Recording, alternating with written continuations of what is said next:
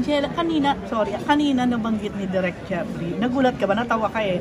Nang binanggit niya na you're in a relationship with Derek at that time. Ano naging reaction mo doon? Nakatawa lang.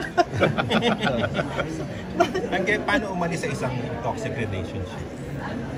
Mahirap kasi hindi mo alam na nandun ka. Mahirap siyang damahin, kapain.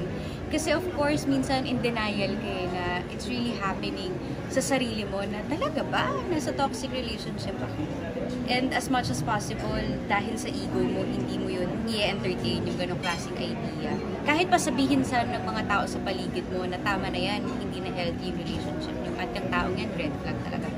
Mahirap. Ikaw lang din talaga ang kakalas doon sa ganong klaseng relationship. When you've had enough, di ba? Yung parang, now I know, alam ko na tama na. And, ano yun, sinasamahan ng bravery talaga yun.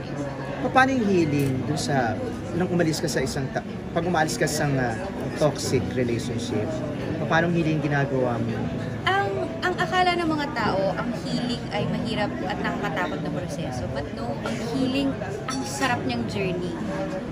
Na for me di ba pag nagkakasakit tayo, tapos alam mong pagaling ka na, tapos ka na dun sa nilalagnat ka, tapos ka na dun sa halimbawa surgery, kapag nandun ka na sa healing, kasi alam mo patapos na siya. Alam mo, it's only gonna get better. Paano mo ginagawa?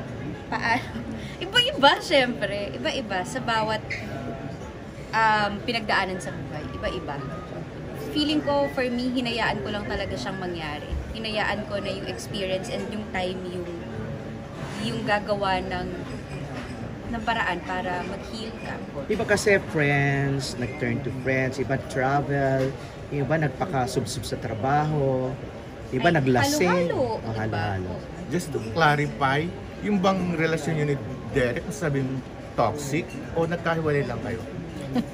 Just to clarify lang, kasi baka ma-misconstrue na sa amin, siguro tulad nga nung sinabi ko kanina, meron akong peace ngayon na sobra kong iningatan at patuloy na iniingatan, and I really don't want na mag-comment sa kahit na ano from my past.